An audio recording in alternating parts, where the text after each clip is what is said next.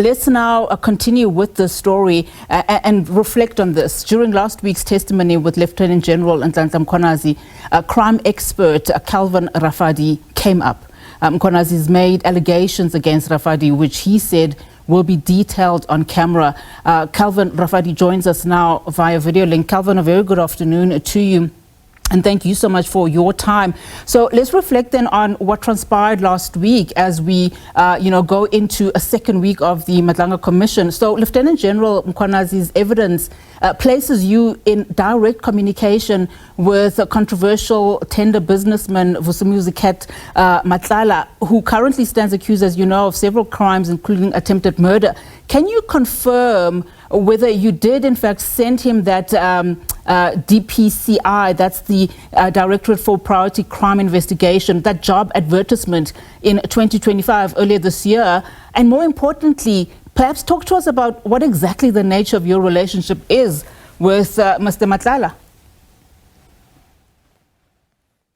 Yes, good afternoon and good afternoon to your viewers. Yes, indeed, I can confirm that I did send that advert, and not only to Madlanga, to many other people as it was advertised. But since that time, after he then bragged to me to say the position now it's going to be filled by General Shadrack Sivia. So what I've done is that it was on the 11th, and then on the 13th, I wrote a WhatsApp to General Fanima Semola with concern, telling him that why this post is advertised without disabilities being welcomed, and again that there is nepotism. So I was warning him about the so-called nepotism, that there's already a vacancy that I learned of that is already has a name tag. But it didn't end there. Then I also wrote an email to the police secretariat and to the parliament at info@parliament email. I've got proof of such. Now, to answer again your other question is that, do I know Madlanga? Yes, of course, we come from the same township. And then since he is into the business of security under close protection, we were indeed somehow in communications, even previously, getting cars from him for close protection, security personnel and the likes. Now, what worried me is that since my name has been dropped, but subsequent to that, why was it, the chain of custody that was collected during the raid when they were actually investigating the kidnapping of Mr. Jerry Wushuha, as we learned from the commissioner today, is that I'm part of the investigation. It's so pity that Mr. General Mkhwanazi was not properly briefed, but I do not blame him because he's not operational on the ground. He gets the briefing on the so-called, we've got a WhatsApp group that says, briefing General, good morning General, good evening General. So those type of briefs, it's so unfortunate that I was not included, maybe perhaps. Otherwise, he could have known that what is my role, how I'm infiltrating, and what covert operation and role do I play in that particular investigation. So me and him, we want to achieve the same results. So it's very unfortunate that, the general was not properly briefed. And I feel that my name was dropped and it was never even been calculated, and it is causing damage. So when you say, are you saying that you're disputing the way you are essentially being linked to alleged interference and criminal networks? Yes, I'm not, I'm disputing that I've got some interference, but the communication is there. But what was my role?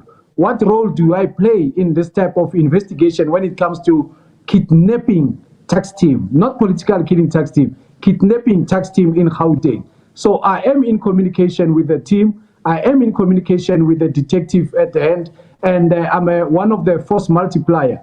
So there are other issues, because our cover is already blown, where we go on infiltration to, to help organized crime syndicates to be brought to book, to collect certain information. But that's why I'm saying that if he knew my details on who I am and what is my role in this whole particular case, and then I feel that my name should have not even been dropped at first place. But again, at the same time, why I'm also worried is that as myself as a crime expert, I come daily, alerting our people about crimes and, how people should trust the police. So if such a scenario comes into play, I mean, even social media now, then I'll be ridiculed as one of the people who has or trying to interfere in combating crime.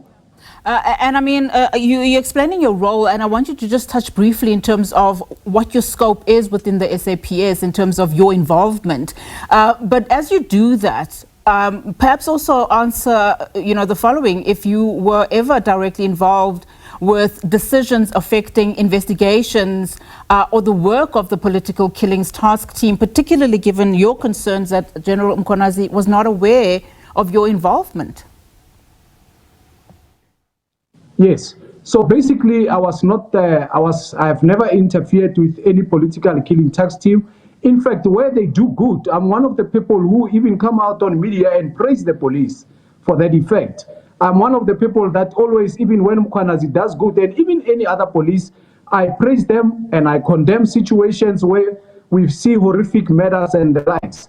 But now, to answer you, my role in the police as a forensic practitioner, I'm one of the people who come in as a force multiplier to analyze some of the chain of custody that is being collected through forensic in many of the crime scenes, and to also be a helping hand and even go as further as raiding with the police at night and assessing certain situations, collecting data from the ground. Because I started 20 years ago as a police informant. So for me to even register a company called Beast Tracers, it was, solely with the passion that, I ended up as an informant, not even collecting a reward. But you know what I was collecting? Appraisals letters, because they also helped me in gaining entry in some of the academic field and continuous professional education. But my role as a forensic practitioner, I'm that guy who comes in and analyze information, who comes in and be a force multiplier, even jumping walls and going for raids, even at night, even on the very same case of the kidnapping, by the way. Very well, Calvin, thank you so much for your time. I mean, of course, these questions also emanating from the fact that you have shown aspirations to join the SAPS, correct? Yes, definitely. Even that post, the reason I even applied for the DPCI post, that's why, just for correction, I had the general saying that that those type of posts, one can only apply when you are 7 years and more in the force of the police. No, that is not the case. It's what we call external and internal post. So even people from external, they can still apply. And we've seen with Annual Dramat, if you remember, he was not coming into the force, but he applied for the same position. So indeed, I do have an interest to come into the leadership and the structure of the police, because I work with them daily. I know their frustrations. I know the fictions even in within the structures of the police. And one can say, you know what, once you gain certain entry and influence, you can make a difference out of it. Calvin, let's leave it there for now. Thank you so much for your time. Calvin Rafadi, the crime expert, of course. Our interview just emanating from Lieutenant General's testimony, linking him to some of his allegations, saying that that will all be detailed in camera. So, of course, Calvin Rafadi just speaking to us there about his name being mentioned in the commission.